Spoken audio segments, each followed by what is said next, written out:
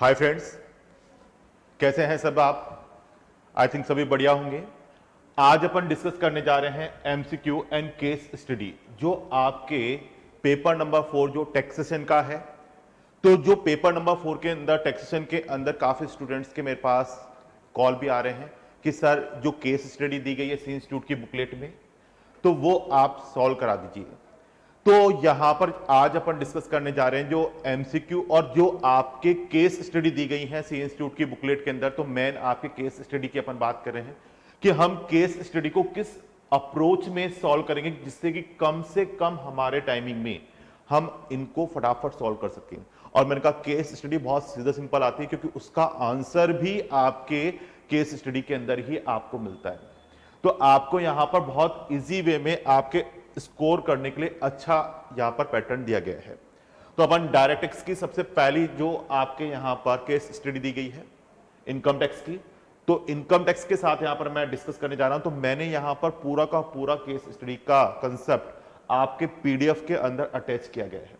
और ये पीडीएफ में जो आपके जो सॉल्व कर रहा हूं ये पूरा का पूरा आपके वीएसए के ड्राइव पर आपको अवेलेबल हो जाएगा, पूरा का पूरा board note.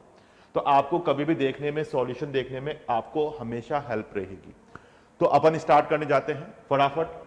Mister Shashikant, age 45 year. देखो आप इसके अंदर केस स्टडी को कभी भी सॉल्व करो तो सबसे पहली चीज तो आप इसमें फोकस करना कि एग्जामिनर आपसे क्या रिक्वायर्ड कर रहा है। तो केस स्टडी पढ़ने के बाद सबसे मेन चीज है कि आप हमेशा उसकी रिक्वायरमेंट देखो।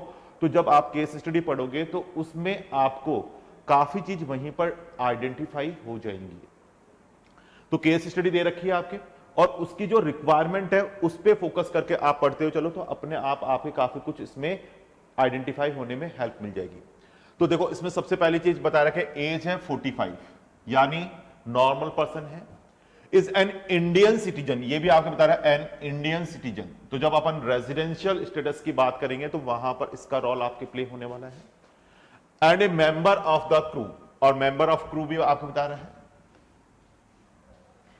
Member of the crew of the Singapore bounded Indian ship engage in the carriage of the passenger in the international tariff departing from the Chennai port on 29 of May 2020। तो ये मैंने आपको बताया था, आपने ये चीज जैसे देखा कि हमारे ये रेजिडेंशियल स्टेटस के अंदर आपके कंसेप्ट आपके बता रहा है। और रेजिडेंशियल स्टेटस के अंदर जब आपके ये प्रोविजन आपके बता रहा है तो इसके अंदर अपन बात कर रहे हैं यहां पर कि यहां पर आपके क्या आता है, कंटिन्यूअस डिस्चार्ज सर्टिफिकेट। तो जब वो आपके वेसल्स को, क्रू को लेके जा रहा है उस दिन उसने यहां पर CDC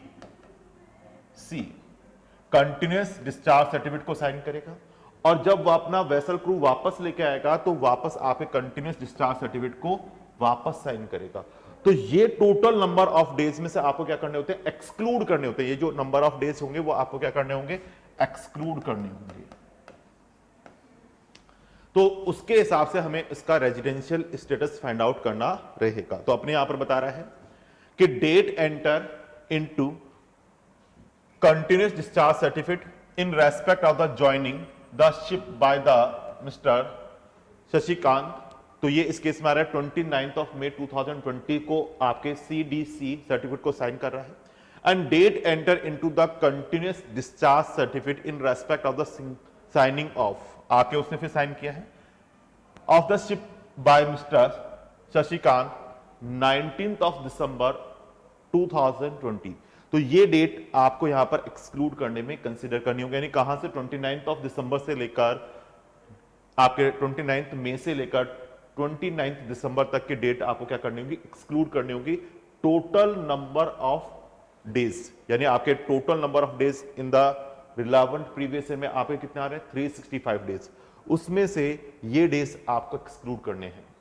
और मैंने कहा जब भी आप रेजिडेंशियल स्टेटस के अंदर डेज की कैलकुलेशन करते हैं तो जिस दिन आपके जा रहा है और जिस दिन आ रहा है ये दोनों डेज को आपको इंक्लूड करते हुए डेज की कैलकुलेशन करनी होती है।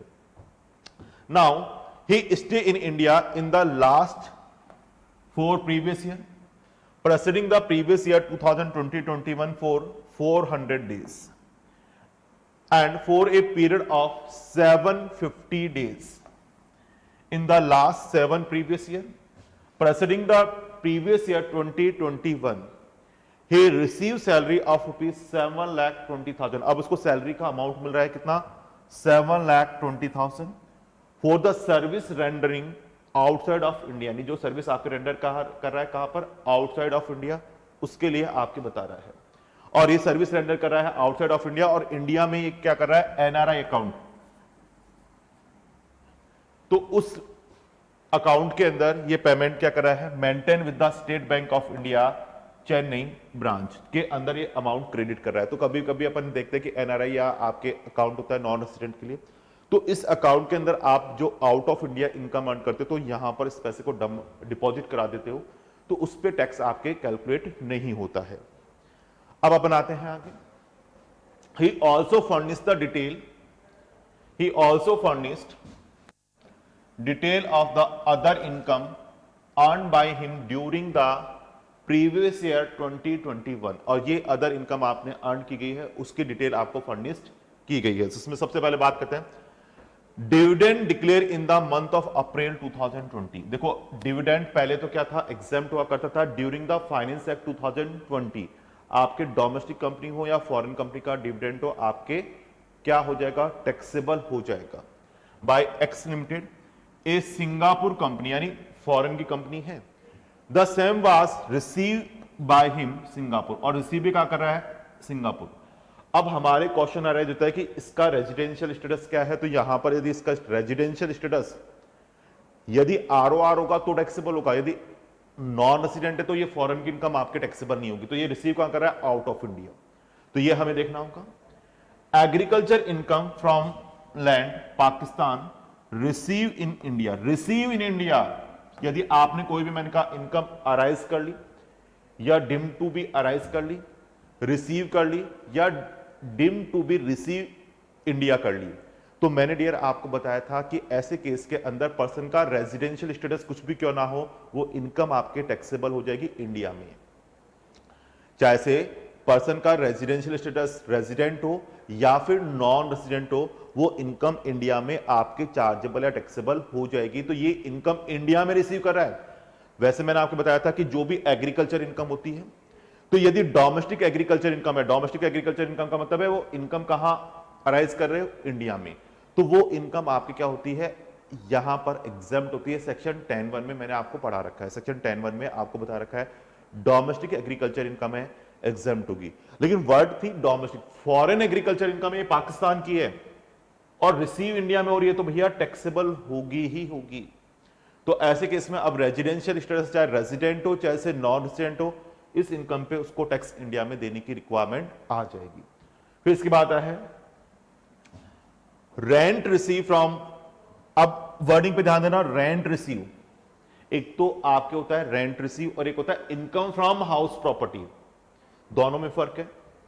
रेंट रिसीव बोल रहा है तो इट्स मींस इसमें यहां पर सेक्शन 24A स्टैंडर्ड डिडक्शन देना अभी बाकी है, तो आपको इस पे स्टैंडर्ड डिडक्शन देने की रिक्वायरमेंट बताएगा।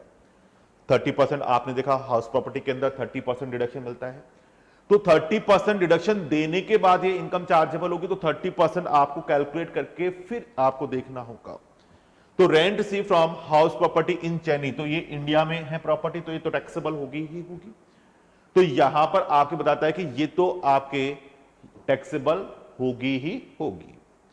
Based on the above fact of the case scenario given above, choose the most appropriate answer, most appropriate answer to the following questions. तो अपन बात करते हैं क्या क्या क्वेश्चन इसने पूछा है अपन से। What is the Shashikant residential status for the previous year 2021। तो मैंने आपको बताया था कि आपके जो पर्सन आउट ऑफ इंडिया जा रहा है, इंडियन सिटीजन पर्सन है और आउट ऑफ इंडिया जा रहा है, तो उसे सेकंड कंडीशन का बेनिफिट आपको नहीं मिलता। तो ये नंबर ऑफ डेज इंडिया में प्रेजेंट कितने दिन दिखाई दे रहा है, तो मैंने आपको बताया कि total number of days in the previous year. आपका रिलेवेंट प्रीवियस ईयर कौन सा है, तो डियर ये आपका रिलेवेंट प्रीवियस ईयर है 2021। तो यहां पर 2021 में टोटल नंबर ऑफ डेज हैं 365 डेज, उसमें आउटसाइड ऑफ इंडिया आपके बता रहा है। तो मैंने कहा कि डेज की कैलकुलेशन आप कैसे करोगे, तो कैलकुलेशन करने के लिए मैंने आपको बताया कि डेज की कैलकुलेशन कैसे करते हैं। जाने का दिन और आने का दिन दोनों कंसिडर करना है। तो यहां पर आ रहेंगे 205 डेज। तो आप देखो कैसे कैलकुलेट करोगे यदि आपको डेज की कैलकुलेशन में दिक्कत आती है। तो मैं आपको बता दूं 29 ऑफ मई,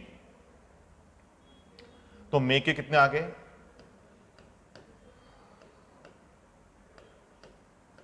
तो यहां पर अपन देखें 31 माइनस मैंने आपको बताया 21 और +1 करने की आप एक हैबिट रखना, तो आपके आंसर में कभी भी गलती होने के कोई चांसेस नहीं होंगे। 31 माइनस 29 2 + 1, तो 3 डेज तो मई के हो जाएंगे। जून, जुलाई, अगस्त, सितंबर, अक्टूबर, नवंबर एंड ये दिसंबर का डेट आपके बता रहा है ये आपके 19 दिसंबर 19। तो total number of days outside of India,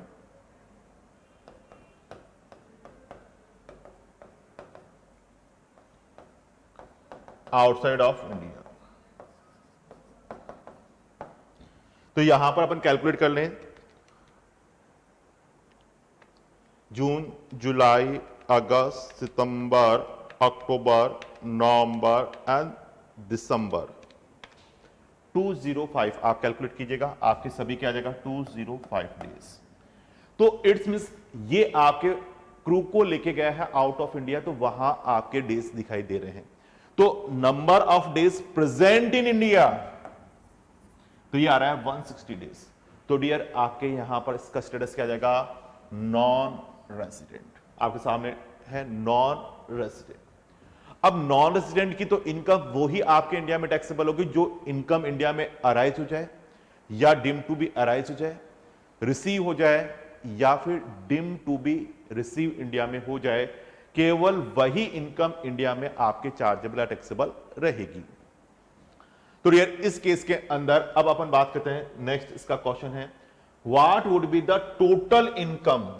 अब ये बात कर रहा है टोटल इनकम की of Shashikant for the assessment year 21-22, assuming that he does not opt पे टैक्स अंडर सेक्शन 115 BAC, जो न्यू टैक्स रेट आपके आई है, तो वो न्यू टैक्स रेट को आपके ऑप्ट नहीं करे। तो ऐसे केस के अंदर अब उसकी टोटल इनकम क्या होगी, तो मैंने आपको बताया था कि जो इनकम आपके इंडिया में अराइज हो जाए या डिम टू बी अराइज हो जाए या रिसीव हो जाए या डिम टू बी रिसीव हो जाए, वो ही इनकम अब आपके यहां पर इंडिया में टैक्सेबल होने वाली होगी। तो यहां पर अपन बात करते हैं, ये जो इनकम आपके आ रही है, एक तो सैलरी से इनकम आ रही थी तो एनआरआई अकाउंट में जमा हो रही है, तो उसका कुछ करना ही नहीं है। अब इसके बाद यहां पर मैंने कहा डिविडेंड नॉन रेजिडेंट टैक्सेबल नहीं होगा। इसके बाद एग्रीकल्चर इनकम आ रही है पाकिस्तान के से आपके इंडिया में रिसीव कर ली इसने, तो टैक्स इंडिया में रिसीव करने की वजह से टैक्सेबल हो जाएगी 2,50,000। And then income from house property situated कहां है, चेन्नई में, तो अराइज इंडिया में होगी, तो नॉन रेजिडेंट को उस पर भी टैक्स देना होगा। तो इसके ऊपर 30% डिडक्शन देना है, क्योंकि ये रेंट का ग्रॉस अमाउंट दिया गया है, ग्रॉस अमाउंट दिया गया, तो ये मेरी बन जाएगी जीवी, ग्रॉस एनुअल वैल्यू। तो उसमें से 30% आपको डिडक्शन देना होगा, तो 30% हो जाएगा 1,08,000, ये आपको लेस करना है। तो रिमेनिंग अमाउंट आपके आ जाएगा 2,52,000 प्लस 250, तो डियर ये मेरा आ जाएगा 5,02,000। तो मेरा ये अमाउंट आ जाएगा 5,02,000 का अमाउंट मेरा यहां पर टोटल इनकम के अंदर कंसीडर किया जाएगा। तो आई थिंक आपको इसमें आप कोई डाउट नहीं है, सिंपल सा है। तो आपका आंसर आ गया 5,02,000। नेक्स्ट अपन बात करते हैं 1.3, assuming for the purpose of answering this question that Mr. Shashikant has transferred his house property in Chennai to his minor married daughter, यदि उसने अपनी प्रॉपर्टी माइनर मैरिड डॉटर को ट्रांसफर कर दी on 1st of April 2020 and his wife is a house and does not have any income, और उसकी कोई income नहीं है। The minor married daughter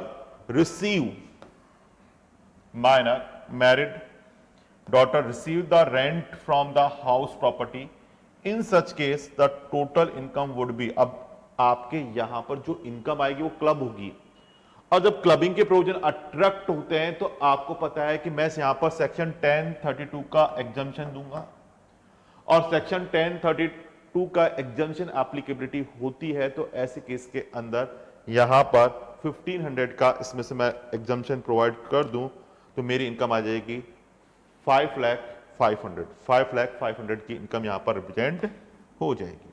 तो माइनर चाइल्ड की इनकम जैसे भी अपन क्लब करते हैं तो उस केस के अंदर 1500 का आपको एग्जम्पशन देते हुए आपको कैलकुलेशन करने के लिए बताता है। तो यहां पर आपकी इनकम क्लब होती हुई दिखाई दे जाएगी। आगे लेते हैं next question. Mister Shashikant would like to minimise tax liability, अब वो चाहता है कि अपनी टैक्स लायबिलिटी मिनिमाइज हो जाए, and consult to compute the amount of same for the previous year 2021 according tax liability, और अपनी टैक्स लायबिलिटी के हिसाब से इसको कैलकुलेट करके बताओ।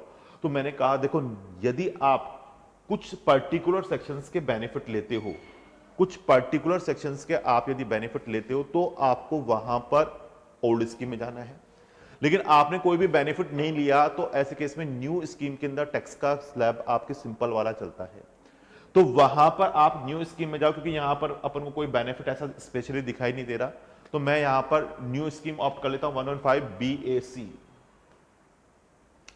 तो यदि स्कीम का हम अपन बात करते हैं, कंसीडर करते हैं 5,02,000 है, तो इस केस में मैंने कहा 5 लाख तक का टैक्स बनेगा 12,500, और जो 2,000 एक्सेस टैक्स चला गया तो न्यू स्कीम में 5 लाख टू 7,50,000 आपका टैक्स रेट है 10%। तो मैं यहां पर 10% का रेट एक्सेस इनकम पे लगाऊं, तो 2,000 का 10% डियर टैक्स बनता है मेरा 200 रुपीज, 2,000 का 10% टैक्स बन जाता है 200, और 5 लाख तक का टैक्स आपको पता है कैलकुलेट होकर आएगा 12,500, तो डियर मेरा टैक्स आ जाएगा 12,700। तो मेरा टैक्स कितना आ गया 12,700, और 12,700 आने के बाद 4% इस पे अपन हेल्थ एंड एजुकेशन सेस लगा देंगे तो ये जगह 13,208, और मैंने कहा कि इनकम को राउंड ऑफ करते हैं 288A में और टैक्स को राउंड ऑफ कर देते हैं 288B में, तो मैं यहां पर अपने टैक्स को राउंड ऑफ कर लूंगा 288B में, तो ये अमाउंट कंसीडर हो गया कितना जी 13,210, तो ये आंसर हो जाएगा बी 13,220 रुपीज, 13,210 रुपीज इस केस में राउंड ऑफ करने के बाद आ रहा है। तो I think first case study आपको क्लियर हो गई होगी, ज्यादा कुछ भी नहीं है, बहुत सीधा सिंपल है, तो ऐसा कुछ भी नहीं है। आप एक बार मैंने कहा केस स्टडी के जो आंसर आते हैं इनमें आपके अप्रोच नंबर करने के लिए बहुत बढ़िया होता है। रीजन है क्योंकि आपके काफी कुछ तो आपको केस स्टडी के अंदर आंसर मिल जाएंगे, बस उसके अकॉर्डिंगली आप प्रोविजन जो आपने पढ़ रखे हैं उनको फॉलोअप करते कैलकुलेट करोगे तो इजी वे में आपके आंसर आ जाता है। नाउ स्टार्ट करते हैं सेकंड केस स्टडी, और ये सोल्ड आपके एज इट इज मिल जाएंगे, जहां जहां सॉल्यूशन है ये पूरा का पूरा आपको पीडीएफ अपने ड्राइव पे अवेलेबल हो जाएगा, VSI की जो ड्राइव है उस पे आपको अवेलेबल रहेगा। तो अपन बात करते हैं सेकंड, मिस्टर सूरज एज 48 ईयर्स, अंडरलाइन कीजिएगा 48 years, furnish the following particular for the previous year 2021 in respect of an industrial undertaking established in the special economic zone, यानी सेज की बात कर रहा है, किसकी बात कर रहा है सेज की, स्पेशल इकोनॉमिक जोन सेज की बात कर रहा है। इन मार्च 2015 इट बिगन मैन्युफैक्चरिंग इन अप्रैल 2015। तो देखो मैंने आपको बताया था सेक्शन 10AA, याद कीजिएगा सेक्शन 10AA मैंने आपको पढ़ाया था। तो सेक्शन 10AA के अंदर मैंने कहा कि जो पर्सन आपके सेज में है और एक्सपोर्ट कर रहा है, तो एक्सपोर्ट कर रहा है तो वो फॉरेन करेंसी इंडिया में लेकर आया, तो हमारी गवर्नमेंट एक्सपोर्ट को प्रमोट करना चाहती है, तो इसके लिए आपको क्या करती है यहां पर एक्सपोर्ट बेनिफिट प्रोवाइड करती है। और सेक्शन 10AA के अंदर मैंने आपको बताया था कि यहां पर जो आपने एक्सपोर्ट किया गया है तो उससे जो प्रॉफिट आ रहा है, तो पहले 5 साल 100% एक्सपोर्ट प्रॉफिट का आपको डिडक्शन मिल जाएगा, यानी पहले 5 ईयर यानी फर्स्ट 5 ईयर आपने जितना भी एक्सपोर्ट किया गया था उस एक्सपोर्ट प्रॉफिट का 100% डिडक्शन आपको मिल जाएगा। देन सेकंड नेक्स्ट 5 ईयर आपको कितना मिलेगा, तो इस केस में कहता है कि first 5 year 100%, next 5 year 50% of the export profit, and then next 5 year उसके बाद आगे के 5 सालों के लिए कहता है कि यहां पर आपको डिडक्शन मिल जाएगा 50% of export profit and amount deposit in the reserve account which is lower. ये अमाउंट आपके यहां पर क्या हो जाएगा, एलिजिबल हो जाएगा डिडक्शंस के लिए। तो अभी नहीं तो यहां पर ये सेटअप कब हुआ है, अप्रैल 2015 के अंदर। अब अपन बात करते हैं टोटल सेल्स है 85 लाख टोटल सेल्स, ये टोटल है जिसके अंदर सब कुछ इंक्लूड हो गया। एक्सपोर्ट सेल्स उसमें कितना आ रहा है, export sales proceed receive in India 45 lakh. Domestic sales, अब देखो डोमेस्टिक सेल्स आ रही है 40 लाख, तो डोमेस्टिक को तो बेनिफिट मिलेगा नहीं। प्रॉफिट ये आ गया फ्रॉम द अबव अंडरटेकिंग, जो अंडरटेकिंग है उसका आ रहा है 20 लाख, 20 लाख का आ रहा है। Export sales for the financial year 2021 including the freight and insurance of ₹5 lakh, यानी उसके अंदर फ्रेट और इंश्योरेंस आ रहा है। तो याद करो मैंने आपको बताया था एचसीएल टेक्नोलॉजी का केस, जिसके अंदर मैंने कहा फ्रेट और इंश्योरेंस है, तो यदि वो टर्नओवर में इंक्लूड है, चाहे वो एक्सपोर्ट टर्नओवर या फिर टोटल टर्नओवर हो, दोनों जगह से आपको एक्सक्लूड करना है, एक्सक्लूड करना है जी, एक्सक्लूड करना है। तो ये एक्सक्लूड करना होगा आपको। तो फ्रेट और इंश्योरेंस आके बताया जा रहा है, तो वो आपको एक्सक्लूड करना है for delivery of goods outside of India. और कहां पर हुआ है वो, आउटसाइड ऑफ इंडिया, तो एक्सक्लूड करना है 5 lakh. He received rent ₹25,000 per month for a commercial property let out to Mr. Sudhir, a salaried individual. He earned interest on saving bank account. Saving bank account की बात करें, saving bank account 12,500 and interest on post office saving account ₹5,500. तो interest के लिए तो आपको ध्यान होगा सेक्शन 10-15 के अंदर मैंने कहा था कि आपके सिंगल अकाउंट है तो यहां पर 3,500 का एग्जम्पशन मिल जाता है। इसके अलावा मैंने आपको बताया था कि 3,500 का एग्जम्पशन मिल जाता है, साथ ही साथ आपके यहां पर 5,000 जो आपके आ रहा है तो उसमें 3,500 तो एग्जम्प्ट हो जाएगा। बाकी का जो सेविंग अकाउंट होता है इस पे 10,000 का आपको डिडक्शन मिल जाता है ATTT का। आपको पता है ATTT के अंदर इंटरेस्ट ऑन सेविंग अकाउंट चाहे पोस्ट ऑफिस में हो, चाहे बैंक में हो, चाहे कोऑपरेटिव बैंक में हो, उसका आपको बेनिफिट मिल जाता है। Based on the fact of the case scenario give about choose the most appropriate answer of the following question, most appropriate answer of the following questions. तो अब अपन इसमें बात करते हैं। Compute the amount of the export turnover and total turnover for the purpose of computing deduction under section 10AA। जैसे अपन बात करें तो मैंने कहा एक्सपोर्ट टर्नओवर और टोटल टर्नओवर की मैं बात करता हूं। एक्सपोर्ट टर्नओवर कितना है 45 लाख, लेकिन इसमें से लेस करना होगा फ्रेट एंड इंश्योरेंस जो आपके दिखाई दे रहा है, तो 40 लाख तो ही आ जाएगा। एंड देन टोटल टर्नओवर आ रहा है आपका 85 लाख, तो उसमें से मैंने आपको बताया था कि जो फ्रेट और इंश्योरेंस आपके आउटसाइड ऑफ इंडिया दिखाई दे रहे हैं तो उनको आप एक्सक्लूड करोगे, 5 लाख इधर से एक्सक्लूड करोगे तो 80 लाख आपके आ जाएगा। तो डियर मेरा आंसर हो गया बी 40 लाख एक्सपोर्ट टर्नओवर और टोटल टर्नओवर हो गया 80 लाख रेस्पेक्टिवली। नाउ अब आपके बात करते हैं compute the amount of deduction available under section 10AA to mister Suraj under section 10AA for the assessment year 21-22। अब यार यहां पर अब आप देखोगे कि डिडक्शन लेने के लिए मैंने कहा सेक्शन 10AA कहता है कि फर्स्ट 5 ईयर, पहले 5 साल है तो आपको 100% ऑफ एक्सपोर्ट प्रॉफिट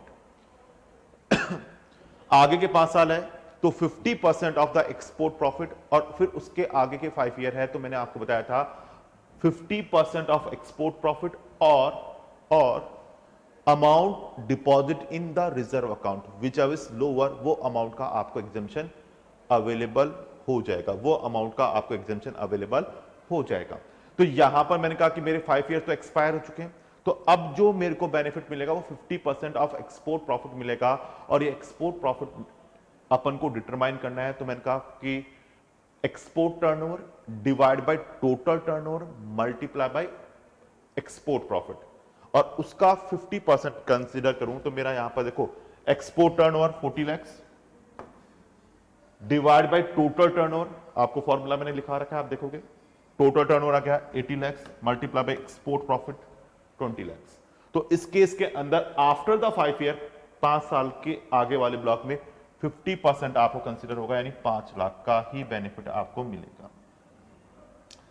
तो इस केस के अंदर 5 लाख का ही इस केस के अंदर यहां पर आपको बेनिफिट अवेलेबल हो पाएगा। तो 50% ऑफ द एक्सपोर्ट प्रॉफिट ये आपके मिलेगा। तो ये आंसर आ जाएगा डी, 5 लाख। आई थिंक आपको इसमें कहीं दिक्कत नहीं है, बहुत सीधा सिंपल क्वेश्चन है।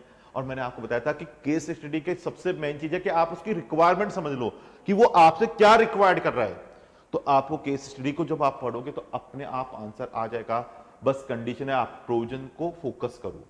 प्रोविजन आपको याद है तो आपको कोई केस स्टडी में कहीं दिक्कत नहीं आएगी, बहुत सीधे सिंपल और फटाफट कैलकुलेट होंगी, जैसे अभी अपन ने देखा अपने सेकंड केस स्टडी के दोनों क्वेश्चन हो गए। नेक्स्ट आते हैं अपने इसमें third, assuming that for the purpose of this question only that Mr. Suraj established Sage unit began manufacturing in April 2017, April 2017 यानी within the 5 year, तो ये 17 होने का मतलब हो गया within 5 ईयर। वो तो बियॉन्ड द 5 ईयर था, यहां जो था केस वो तो क्या था, बियॉन्ड द 5 ईयर था।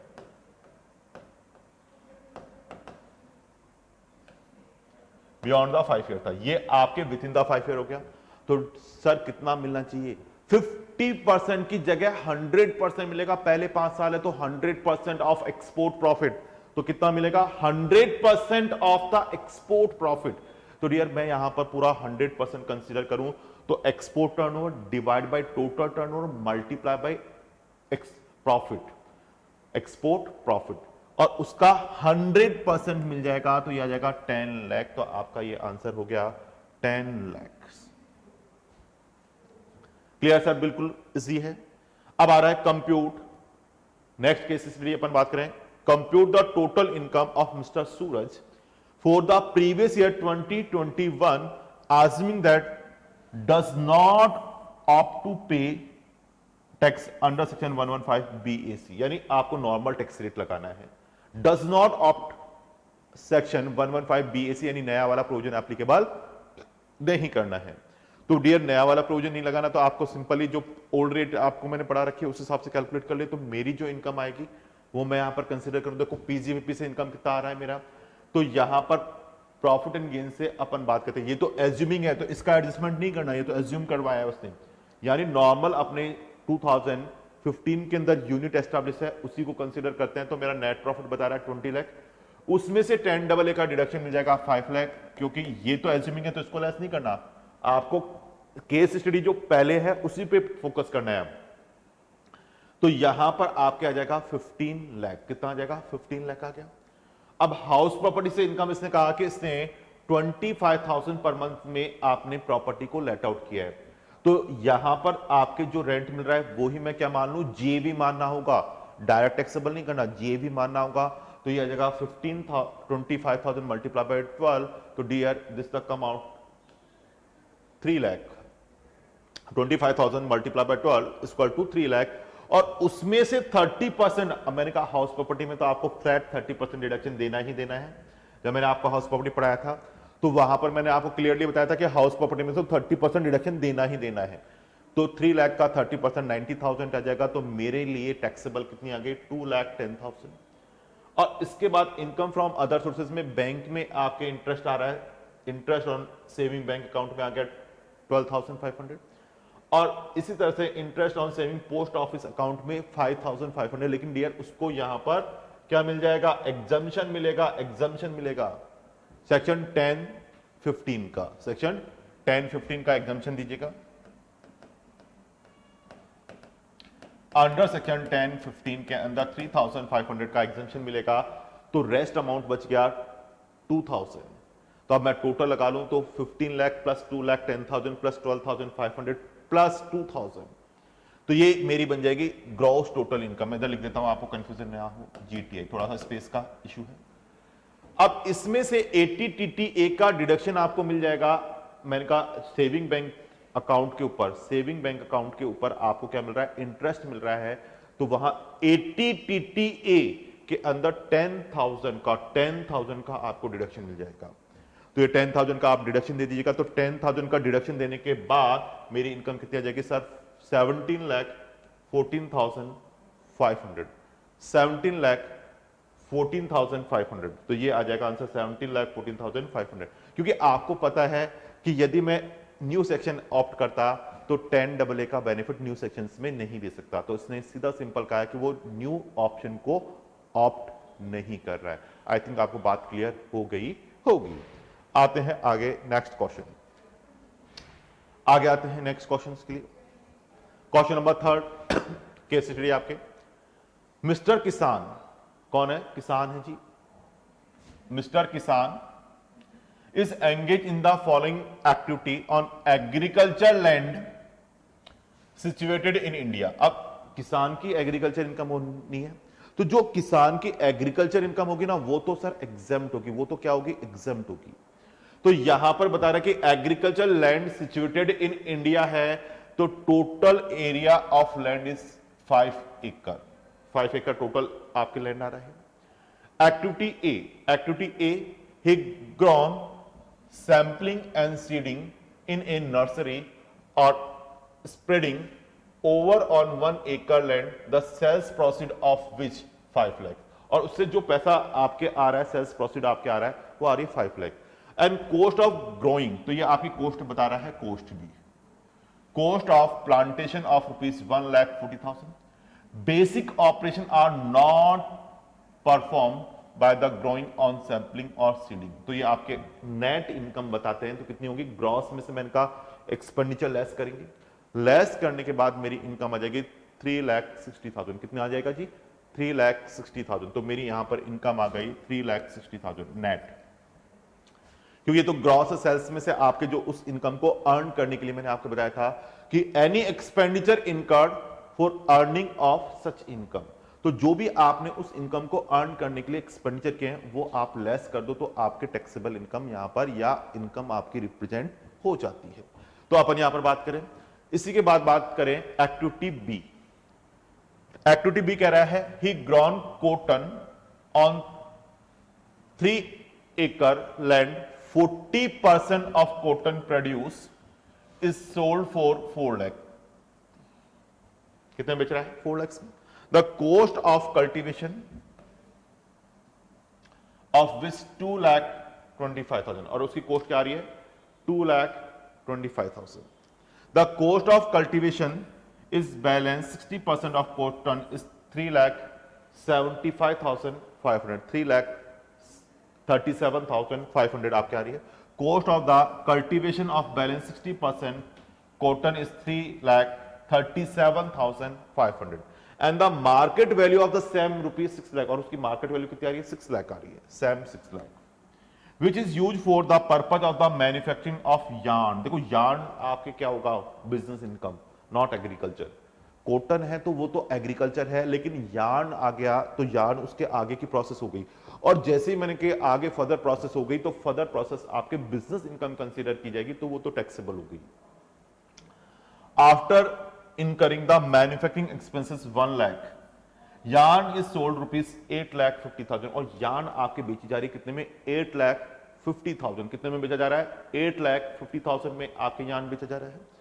एक्टिविटी सी, अब अपन बात करें, लैंड मेजरिंग 1 एकड़ is let out to Mr. Ramesh on monthly rental ₹15,000 which is used by Mr. Ramesh is as follow। अब हमें तो रेंटल इनकम मिल रही है। 50% land is use for agriculture, 50% तो चलो एग्रीकल्चर हो गई, और 50% land is use for non agriculture purpose, और 50% आपके किस में जा रही है? नॉन एग्रीकल्चर पर्पस में आपके बता रहा है। अब आते हैं, based on the fact the case scenario give the above, choose the most appropriate answer. जैसे कहा कि आप बहुत बढ़िया वाला आंसर आपको ढूंढ के बताना जो बहुत अप्रोप्रिएटेड है। तो मैं डियर बात करता हूं, सबसे पहला question, what amount of income arising from activity A arising of activity would constitute the agriculture income in the hand of mister किसान। कौन सी एक्टिविटी से पूछ रहा है? एक्टिविटी ए। देखो एक्टिविटी ए से मैंने इनकम कैलकुलेट की थी, तो यहां पर देखो 5 लाख, तो ये बता रहा है 40,000 आपके इस इनकम को अर्न करने के लिए कॉस्ट बता रहा है। तो मेरी इनकम एक्टिविटी ए से कितनी आ रही है? 3,60,000। तो डियर सीधा सीधा आंसर आपका रहा 360। देखो ये आपके आ गया। इसके बाद 3.2 अपन बात करते हैं what amount of income from activity B की बात कर रहा है। एक्टिविटी बी के साथ बात कर रहा है, एक्टिविटी बी के साथ बात कर रहा है with respect to sales of the cotton, और ये कॉटन की बात कर रहा है। वुड कॉन्स्टिट्यूट एग्रीकल्चर इनकम और and business income in the hand of mister Kisan. तो यहां पर आपको बता रहा है कि कितनी इनकम आपके टैक्सेबल रहेगी। तो सिंपल सी बात है, ये भी अपन ने कहा कि 4 लाख है और इसको इनकम को अर्न करने के लिए आपके एक्सपेंडिचर हो रहे हैं 2,25,000, तो मेरी इनकम आ जाएगी 1,75,000। तो ये 1,75,000 एज ए एग्रीकल्चर इनकम होगी। यहां पर आप देखोगे ये कैलकुलेट कर रखी है अपन ने, this is the agriculture income activity B से, एक्टिविटी बी से। Now 3.3 next question.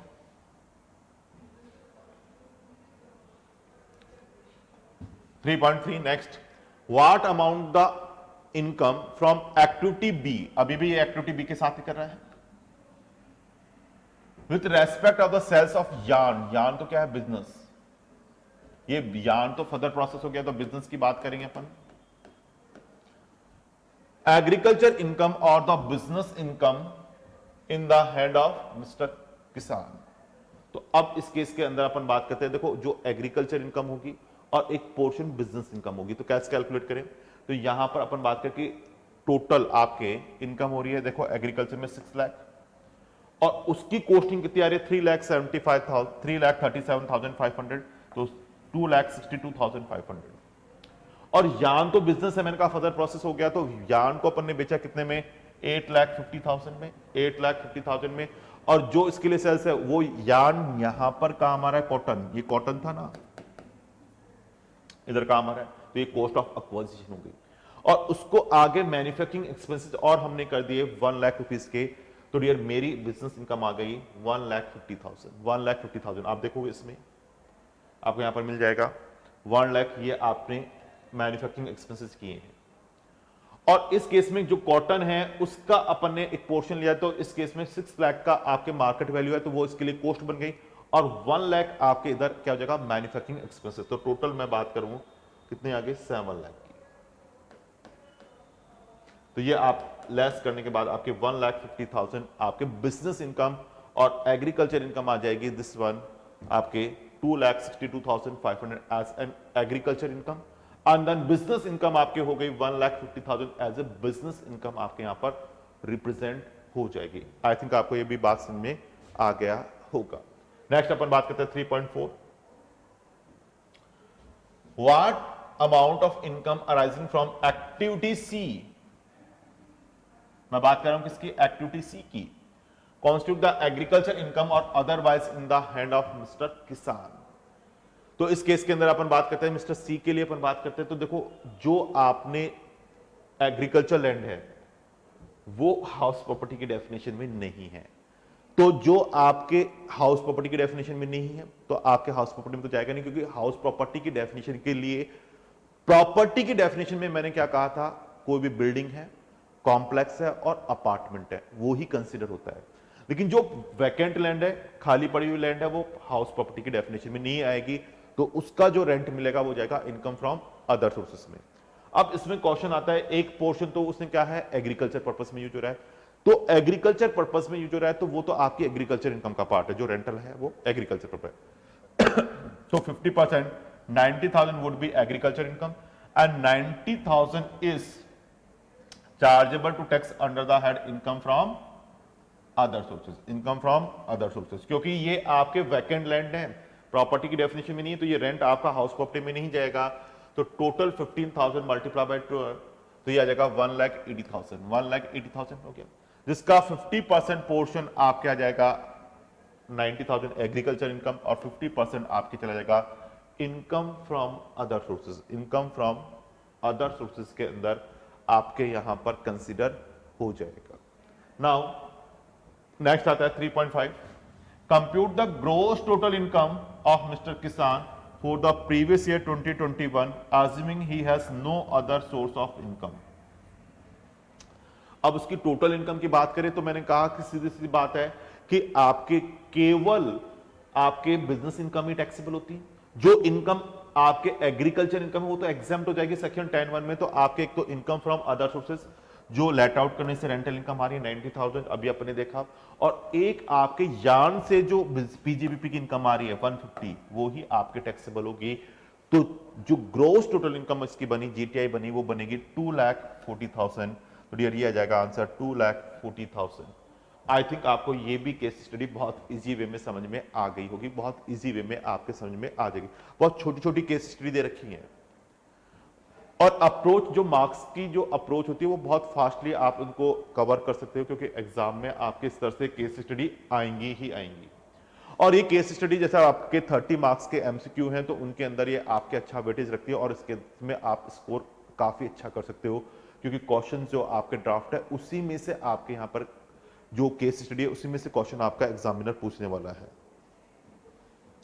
और उसी में से क्वेश्चन पूछने वाला है तो यहां पर आपके लिए वो बेनिफिट वहां पर दिखाई दे जाएगा। नेक्स्ट अपन बात करते हैं क्वेश्चन नंबर 4। ये सैलरी से रिलेटेड दिखाई दे रहा है, तो आपका सैलरी वाला कंपोनेंट इसमें काफी अच्छा आ जाएगा। यानी आपने सैलरी पढ़ रखा है अच्छी तरह से, तो इसमें सारा का सारा सैलरी का ही बेस लिया गया है। फिर भी अपन देखते हैं क्वेश्चन नंबर 4, और मैंने आपको बताया कि आपको यहां पर मेरा पूरा का पूरा सोल्ड आपको वीएसआई की ड्राइव पे आपको अवेलेबल हो जाएगा, तो वहां से भी आप इसको इजी वे में डाउनलोड कर सकते हो, पूरे सॉल्यूशंस के साथ है। Mister Rajesh Sharma, age 54 year, तो ये आप अंडरलाइन कर लो जिससे कि आपको ये ध्यान रखें जब भी मैं टैक्स की कैलकुलेशन करूंगा तो ये आपके नॉर्मल पर्सन में कंसीडर रहेगा, क्योंकि एज क्या है 54 year. An Indian citizen is working as a assistant manager in ABC Limited, ABC India Limited. He is getting the basic salary 58,000 per month. यानी सैलरी कितना हो गया? Basic salary 58,000। बेसिक सैलरी कितना हो गया? 58,000। He use and travel frequently, और वो travel frequently कर रहा है out of India for his office work, और ऑफिस वर्क के लिए वो कहां जा रहा है? Frequently out of India. Employment तो ऑलरेडी इंडिया में है, उसका एम्प्लॉयमेंट तो ऑलरेडी सिचुएटेड कहां है? इंडिया में। तो ऐसे केस के अंदर यहां पर आपके बेसिक कंडीशन दोनों कंसीडर हो सकती हैं, क्योंकि उसका एम्प्लॉयमेंट तो ऑलरेडी एम्प्लॉयमेंट के लिए नहीं जा रहा, एम्प्लॉयमेंट तो इंडिया में ही दिखाई दे रहा है। He left India from Delhi airport on 5th of October 2020 and return to India on 2nd of April 2021, और इंडिया में वापस लौट के आ रहा है 2nd of April। कब आ रहा है? 2nd of April 2021, यानी नेक्स्ट फाइनेंशियल ईयर में चला गया। 31 मार्च तक की कैलकुलेशन करनी है अपन को, 31 मार्च तक की। For the previous year 2021 following information are relevant. Dearness allowance 10% of the basic pay consider as a retirement benefit. अब देखो उसने क्या कहा, DA is the part of the retirement benefit. मैंने कहा था तभी आपको जो परक्यूजर्स की बेनिफिट या आपके बेनिफिट्स की कैलकुलेशन में अपन बात करते हैं तो तभी कंसीडर करते हैं जब वो डीए आपका रिटायरमेंट बेनिफिट का पार्ट हो। तो ये डीए किसके अंदर दिखाई दे रहा है? आपका रिटायरमेंट बेनिफिट का पार्ट दिखाई दे रहा है, तो आप इसको इसमें कंसीडर कर लीजिएगा, आप इसको इसमें कंसीडर कर लीजिएगा। तो dearness allowance 10% of the basic पे आपके आ रहा है, और वो रिटायरमेंट बेनिफिट का पार्ट है, तो आप जब भी बेनिफिट की कैलकुलेशन करोगे इसमें ऐड करोगे। बोनस 98,000, बोनस आपके 98,000 है। मेडिकल अलाउंस पेड द 2020 मैंने कहा मेडिकल अलाउंस तो फुली टैक्सेबल है, कुछ सोचना ही नहीं है। ही वाज आल्सो रिम्बर्समेंट है मेडिकल बिल, तो ये भी टैक्सेबल हो जाएगा। ऑफ हिज मदर अमाउंट ₹15,000, लेकिन reimbursement is the part of the perquisites. वो किसका पार्ट हो जाएगा?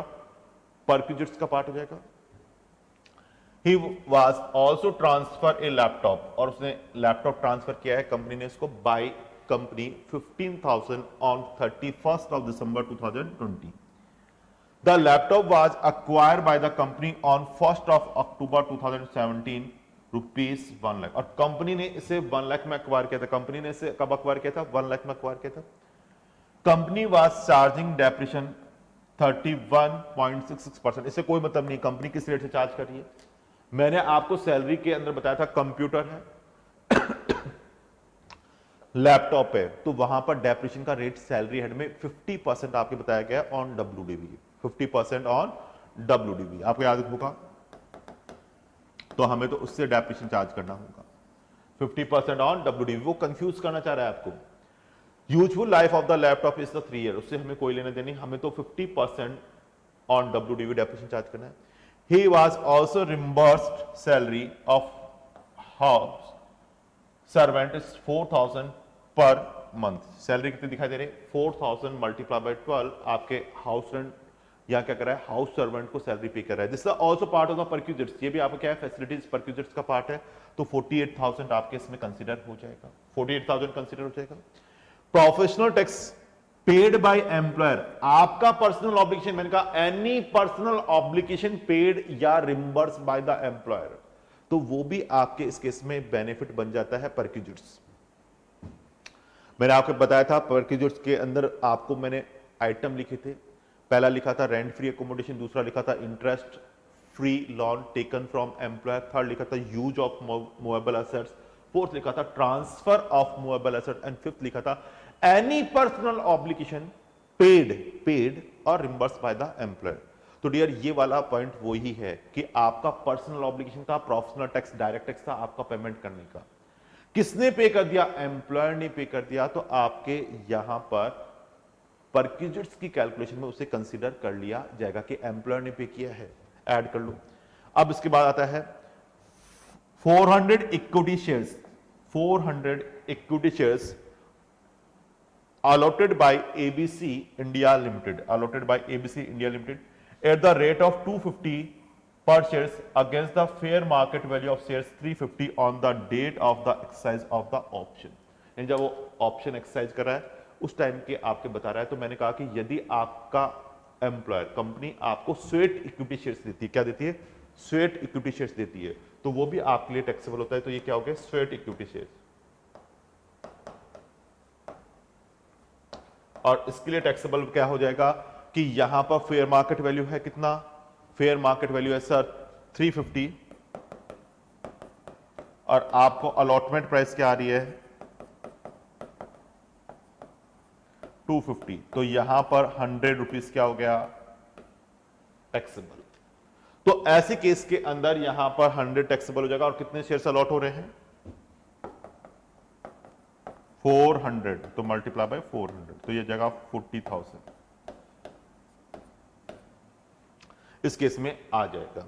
Now short term capital gain on sales of the shares of the listed company on STTs paid amount rupees 94,000।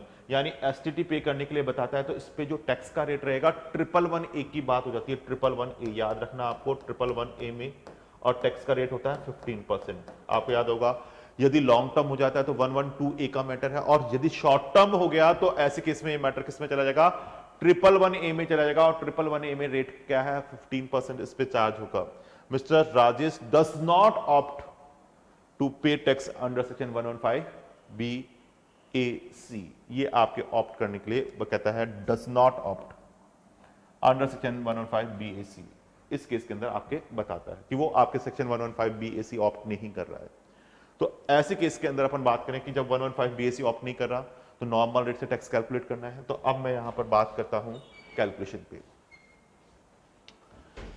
Based on the fact and, ये तो आपके वही line लिखी है, of the case scenario give the above, choose the most appropriate answer to the following cases.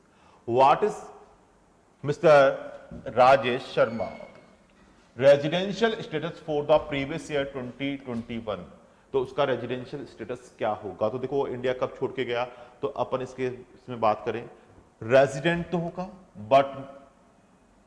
But does not determine the resident and ordinary resident but not ordinary resident. इस case में आपको कह रहा है कि वो फ्रिक्वेंटली आपके जाता रहता है फ्रॉम द गिवन इंफॉर्मेशन। तो ये हमारा इस केस में होता है। What are his taxable perquisites? अब मैं बात करता हूं, इस पे फोकस करता हूं, टैक्सेबल परक्यूजिट्स। तो टैक्सेबल परक्यूजिट्स में क्या क्या आएगी? देखो सबसे पहले मेडिकल फैसिलिटी आपका एम्प्लॉयर आपको प्रोवाइड कर रहा है, 15,000 की ऐड कर दो।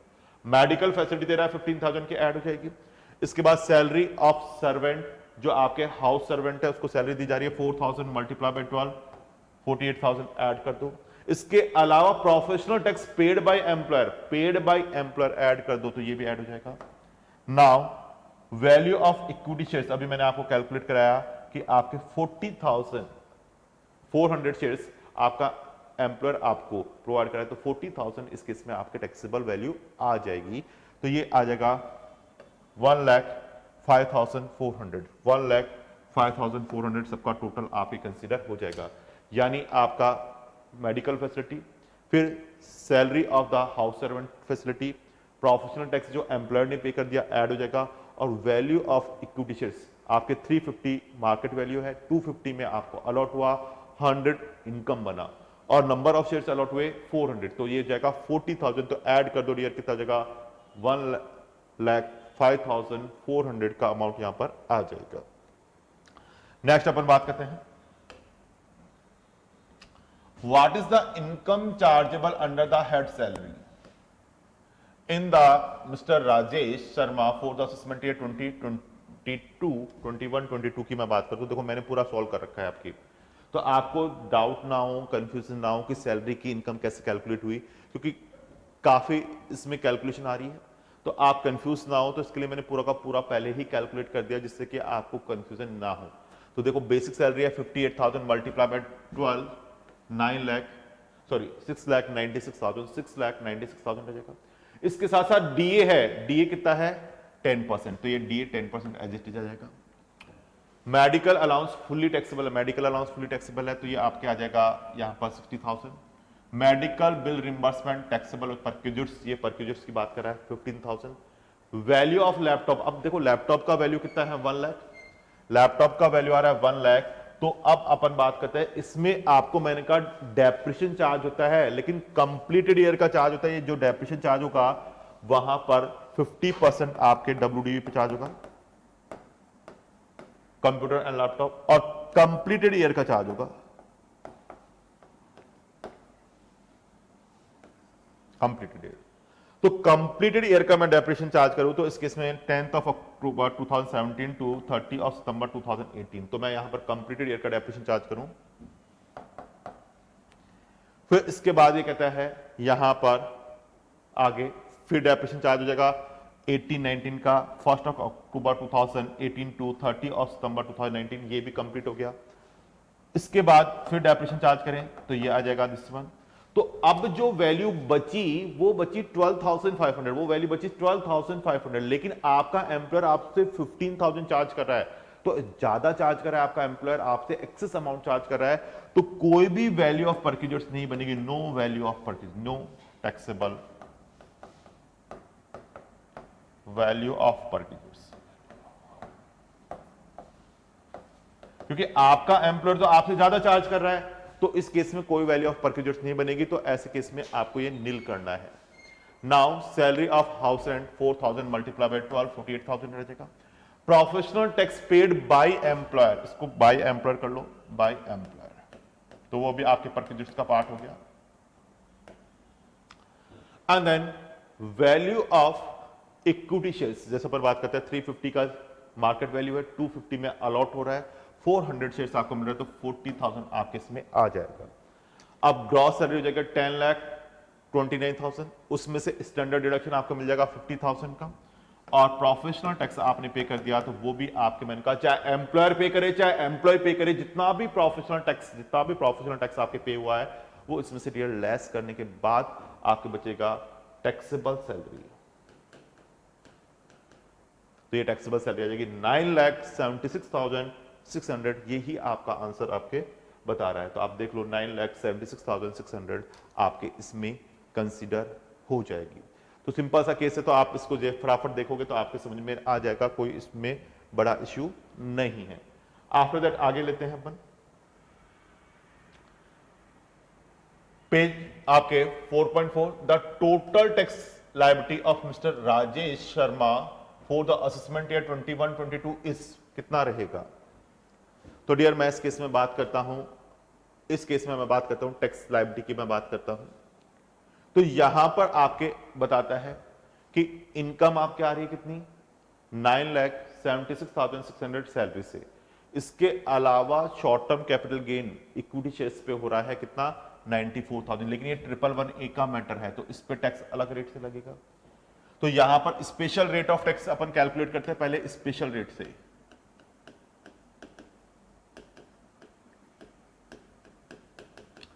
जो कि 111A में कितना दे रखा है 15%, तो 111A में आपके 15% दे रखा है, तो मैं यहां पर 94,000 का 15% कैलकुलेट करता हूं आपके सामने, तो ये आ गया कितना 14,100 रुपीज, 14,100 रुपीज। और उसके बाद जो रेस्ट अमाउंट बचा सैलरी, तो सैलरी के अंदर तो नॉर्मल इनकम का टैक्स है, तो नॉर्मल इनकम के अंदर मैंने कहा कि अप टू 250 टैक्स रहेगा नील, 250 टू 5 लाख टैक्स का रेट रहेगा 5%, एंड अबव 5 लाख टैक्स का रेट रहेगा 20%। तो मैं इससे 5 लाख लेस कर दूं तो आपको मैंने बताया कि 9,76,600 माइनस 5 लाख, तो ये रह जाएगा 4,76,600, इसका 20% आप कंसिडर कर लो तो ये आ जाएगा 95,320 प्लस 12,500 इक्वल टू ये आ जाएगा 1,78,020 रुपीज, और दोनों को जोड़ लो तो आपका टैक्स बन जाएगा 1,21,920। 4% हेल्थ एंड एजुकेशन में चार्ज कर लूंगा तो मेरा यहां पर टैक्स आ जाएगा 1,26,797। तो ये हमारे इस केस में बताता है। राउंड ऑफ करोगे तो आपका टैक्स निकल के आ जाएगा 1,26,800, 1,26,800 का टैक्स इसमें आ जाएगा। अब इसके बाद कहता है एज्यूम करने के लिए बोल देता है, for the purpose of this question only that Rajesh was found owner of 5 lakh worth jewellery, उसके पास 5 लाख की ज्वेलरी निकल के आ गई, acquire in the financial year 2021 which he could not provide any satisfactory explanation about the source of income, और उसके पास कोई भी satisfactory क्या नहीं है, एक्सप्लेनेशन नहीं था उसका। What would be the tax liability without considering the surcharge, and उसने कहा surcharge और health and education cess नहीं लगाना, तो this is a matter 115 BBC, unexplained expenditure, याद करो unexplained expenditure। तो यहां पर ये खर्चा उसका जस्टिफाई नहीं हो रहा, तो ऐसे केस में अनएक्सप्लेन एक्सपेंडिचर सेक्शन 69 सी, और अनएक्सप्लेन एक्सपेंडिचर पे मैंने कहा टैक्स का रेट होता है कितना 60% टैक्स रेट, 25% सरचार्ज और 4% हेल्थ एंड एजुकेशन सेस, तो डियर इफेक्टिव रेट होती है 78%। लेकिन यहां क्वेश्चन ने सिर्फ आपसे क्या मांगा है, क्वेश्चन ने सिर्फ आपसे टैक्स का अमाउंट मांगा है विदाउट कंसिडरिंग सरचार्ज और health and education cess, without. तो टैक्स का अमाउंट मैं कैलकुलेट कर लूं तो 5 लाख के ऊपर जो टैक्स लगने वाला है वो 60% टैक्स लगेगा, तो ये हो जाएगा 3 लाख का टैक्स का अमाउंट यहां पर कंसीडर हो जाएगा। यानी टैक्स का अमाउंट कितना हो जाएगा, यहां पर 3 लाख का अमाउंट टैक्स का आ जाएगा। तो आई थिंक ये केस स्टडी भी आपको इजी वे में हो गई है। तो देखो बहुत सीधा सिंपल आपकी केस स्टडी होती है जिसको आप देखोगे तो फटाफट आप कैलकुलेशन इसमें कर लेते हो। आगे आते हैं case study number 5। Case study number 5 अपन लेते हैं। मिस्टर हार्दिक एज 45 ईयर्स, कितनी एज दिखाई दे रहा है 45, अंडरलाइन कर लीजिएगा, is appointed as a senior executive officer in SKY Limited, Mumbai on 1st of Feb 2020 in the scale of 35,000, और इसमें पर ईयर आपको इंक्रीमेंट मिलेगा 3,500 का हर साल इंक्रीमेंट होगा। जैसे इसका ईयर कंप्लीट होगा तो उससे 3,500 का स्केल बढ़ जाएगा। तो अभी सैलरी है 35,000, फिर हो जाएगी 38,500, तो ये पे स्केल बोलते हैं इसको। कब तक, जब तक की सैलरी होगी 65,000। He is paid the dearness allowance 40% of the salary forming the part of the retirement benefit. He is given the rent free unfurnished accommodation on 1st of Feb 2020 which is occupied only on 1st of October 2020. The company pay lease rent of ₹5,000 per month, और company इस पे lease rent कितना पे करिए 5,000। इसके लिए company इसके लिए 5,000 लीज रेंट पे करी कंपनी। और मैंने कहा कि आपने एसएम में क्वेश्चन देखा होगा, कंपनी ने इसको प्रॉपर्टी दी है उससे मतलब नहीं है, जब से उसने ऑक्यूपाइड करना स्टार्ट किया वो डेट इंपॉर्टेंट है। यानी कौन सी डेट इंपॉर्टेंट हो गई 1st of October 2020 से यहां पर इसको टैक्सेबल वैल्यू ऑफ परक्यूजिट्स में लेना है। यानी जब इसने प्रॉपर्टी को क्या किया है, ऑक्यूपाइड किया गया है, वहां से आपको ये टैक्सेबल परक्यूजिट्स में लेना रहेगा। तो डियर मैं बात करता हूं 1st of October 2020 को, तो द कंपनी पे लीज रेंट ऑफ ₹5,000, और कंपनी इसके लिए लीज रेंट पे करिए 5,000, तो ये इसमें से क्या हो जाएगा, यहां पर कैलकुलेशन में आ जाएगा कि 15% ऑफ द सैलरी और higher charges which ever is lower, 15% of the salary and higher charges which ever is lower, इस केस में आपके आ जाता है। अब अपन बात करते हैं he has been provided a car above 1.6 liter capacity which is used by him for the private purpose only. Car दी गई जो प्राइवेट पर्पस में यूज हो रही है. The actual cost of the car rupees 8 lakh, और एक्चुअल कॉस्ट कार की क्या आ रही है 8 lakh. The monthly expenditure of car rupees 5000, car के पर मंथली एक्सपेंडिचर कितना हो रहा है 5000 पर मंथ, मंथली है जी, which is fully met by the employer, पूरा का पूरा एम्प्लॉयर बियर कर रहा है. Car is owned by employer, car किसकी है एम्प्लॉयर की है, तो इस केस में आपके प्राइवेट यूज में हो रही है, प्राइवेट पर्पस में यूज हो रही है, तो आपके मैंने कहा वैल्यू ऑफ मोटर कार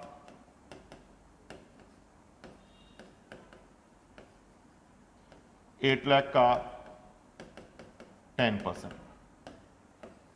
80,000, और जो आप 5,000 एक्सपेंडिचर कर रहे हो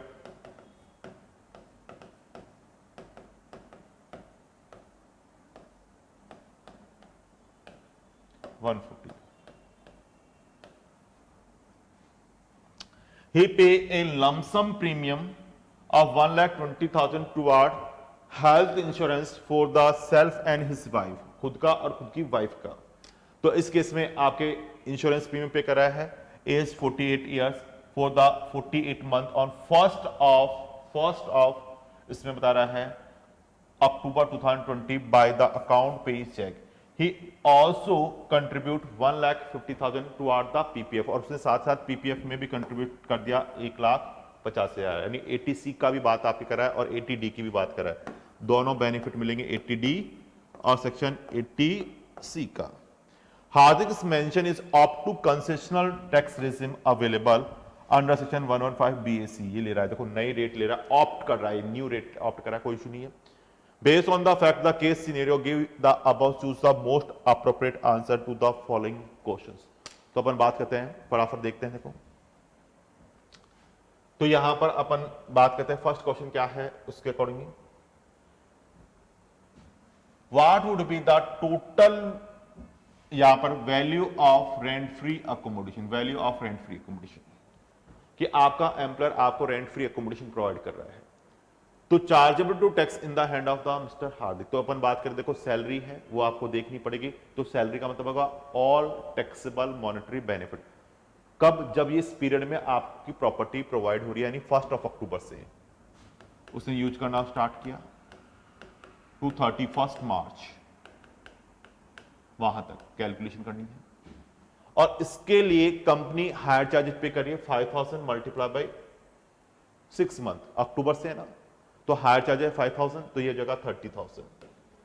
लेकिन सैलरी का मीनिंग कितना होगा, तो मैं अपन बात करें यहां पर सैलरी का मीनिंग मैंने आपको बताया कि यहां पर value of rent free accommodation salary होगी अक्टूबर से लेकर 31 जनवरी 35,000.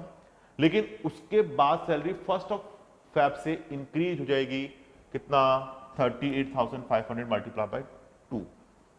तो सैलरी इंक्रीज होगी कितनी हो गई यहां पर 38,500 2 मंथ्स की, तो यह जगह 2,17,000 डीए 40% है जो कि रिटायरमेंट बेनिफिट का पार्ट है 8,68,000. तो टोटल सैलरी हो गई 3,03,800 और उसका 15%,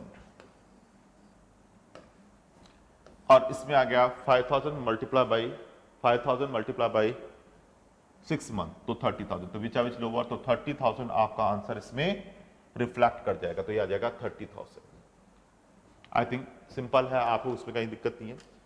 what amount the health insurance premium paid during the previous year 2021 mister Hardik can be claim as a deduction computing the total income if he does. देखो वो ऑप्ट कर लेता है ऑप्शन, यदि वो ऑप्ट कर लेता ऑप्शन, तो इस केस के अंदर वहां पर ऑप्शन यदि ऑप्ट कर लेता तो वहां पर ये डिडक्शन क्लेम नहीं कर सकता था, लेकिन इसने ऑप्शन उसने ऑप्ट नहीं किया तो वो डिडक्शन क्लेम कर सकता है.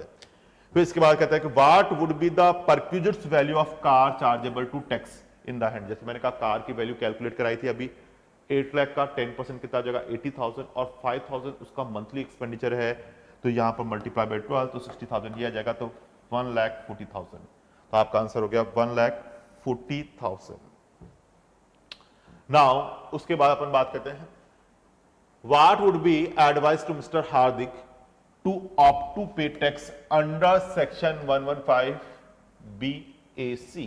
तो वो ये कहता है कि यदि 115 बीएसी लेगा तो मैंने कहा ना तो सेक्शन 16 के अंदर वो आपके स्टैंडर्ड डिडक्शन ले सकता, ना ही उसके अलावा डिडक्शंस भी क्लेम कर सकता। तो ऐसे केस के अंदर वहां पर उसका टैक्स की कैलकुलेशन अपन करेंगे तो कैसे आएगा। तो देखो मैंने आपके लिए कैलकुलेशन कर रखा है। यहां पर आप देखो सैलरी की कैलकुलेशन अपन बात करते हैं। 1 अप्रैल 2020 अपना फाइनेंशियल ईयर वही है आपके प्रीवियस ईयर 2021, तो 1 अप्रैल से स्टार्ट होगा। तो 1 अप्रैल 20 में सैलरी है 35,000 और कब तक रहेगी 31 जनवरी से। फिर उसके बाद 1 फेब से पे स्केल बढ़ जाएगा और सैलरी बढ़कर आपकी ये आ जाएगी। तो ये जो है 350 और ये 77,000। डीए 40% है तो एज इट इज का 40% कंसिडर कर लेना। Value of rent free accommodation अभी मैंने आपके लिए 30,000 कैलकुलेट किया। वैल्यू ऑफ मोटर कार मैंने अभी कैलकुलेट किया आपके सामने 140। तो यहां पर मोटर कार एम्प्लॉयर का है तो इस बेस पे मैंने 140 आपके सामने कैलकुलेट हुआ। ग्रॉस सैलरी आ गया 7,68,800 और जब उसने न्यू ऑप्शन ऑप्ट किया है तो मैंने कहा डिडक्शन का बेनिफिट नहीं मिलता है, ठीक है। लेकिन अपन से उसने पूछा है कि कौन से ऑप्शन में उसको बेनिफिट रहेगा। यदि न्यू ऑप्शन लेगा तो फिर ये बेनिफिट नहीं मिलेगा। तो अपन इधर आ जाते हैं डायरेक्टली। यहां पर उसकी इनकम आ जाएगी 7,68,000 क्योंकि और तो बेनिफिट ले नहीं रहा। तो एज इट ये 7,68,000। यदि ओल्ड स्कीम लेगा तो ये टैक्स रहेगा, जब तो उसका टैक्स ज्यादा आएगा। लेकिन न्यू स्कीम में अपन जाते हैं तो मैंने कहा सीधे सीधे आपके 7,68,000 हो जाएगी। तो इसमें 250 तक तो कोई टैक्स नहीं देना। 250 टू 5 लाख 5% के रेट से टैक्स देना है तो आ जाएगा 12,500 और फिर डियर 5 लाख टू 750 आपका टैक्स का रेट रहेगा 10%। तो ये आपका जाएगा 25,000 और उसके बाद जो एक्सेस अमाउंट चला गया उस पे रेट रहेगा 15%। मैंने कहा इसके इसमें रेट क्या हो रही है 5% इंक्रीज हो रही है और 250 का डिफरेंस चलता है। 250 का डिफरेंस चलता है आपके स्लैब में, 250 का डिफरेंस है और 5% का रेट में डिफरेंस है। तो ये कैलकुलेट करते हुए आपका यहां आ जाएगा। तो इस केस में यहां पर अपन बात करें ये आपके आ जाता है। तो डियर इस तरह से आपके अपन कैलकुलेशन करें तो ओल्ड स्कीम में तो इसका टैक्स आपके आ रहा है कितना, दिस वन 22,110 क्योंकि इसमें तो आपको 150 ATC मिल जाएगा और 80D का भी डिडक्शन आपको मिल जाएगा 24,000 का। तो ये हमारे इस केस में आपके बता रहा है। तो ये लेते हुए आपका डिडक्शन का अमाउंट कितना बन रहा है आपके 22,110। तो उसको ओल्ड स्कीम लेनी चाहिए, न्यू स्कीम लेनी चाहिए। तो न्यू स्कीम में टैक्स बन रहा है आपका दिस वन, ये ऐड कर देता हूं मैं 40,170 और उस पर 4% हेल्थ एंड एजुकेशन 1607। तो ये आ जाएगा तो ये आपके जगह 41777। तो ग्राउंड ऑफ कर लेंगे अपन, थोड़ा सा इसको ऊपर ले लेता हूं तो आप राउंड ऑफ भी कर सकते हो 41780। 10 के मल्टीपल में राउंड ऑफ होता है। तो ये इस केस में बता रहा है। तो हमें ओल्ड स्कीम में जाना चाहिए, न्यू स्कीम में तो वो कहता है कि सर ओल्ड स्कीम में रहो तो ज्यादा अच्छा है। तो no, mister Hardik should not opt since the per as per the normal provision of the act tax liability would be 22,110 जो भी मैंने कैलकुलेट की वो आएगी। न्यू स्कीम में जाओगे तो टैक्स लायबिलिटी बढ़ जाएगी being the lower than the tax liability under section 115 BAC। ये आपके इस केस में बता रहा है। तो आपको न्यू स्कीम में जाने के लिए बताता है, न्यू स्कीम में जाने के लिए आपको बताता है या ओल्ड स्कीम में जाना है तो वो ऑप्शन आपको देखना है। तो आपको ओल्ड स्कीम में जाने के लिए बताता है, ओल्ड स्कीम में, क्योंकि ओल्ड स्कीम में इसकी टैक्स लायबिलिटी कितनी रही 22,110 के अंदर आपके आ रही है। तो ये डियर अपने 5 अपने केस स्टडी अपने डिस्कस कर ली। अब नेक्स्ट अपने क्लास के अंदर इससे आगे की अपन केस स्टडी कंप्लीट करेंगे। यहां तक आप एक बार देख लो फिर अपन इसको आगे स्टार्ट करते हैं। Thank you very much.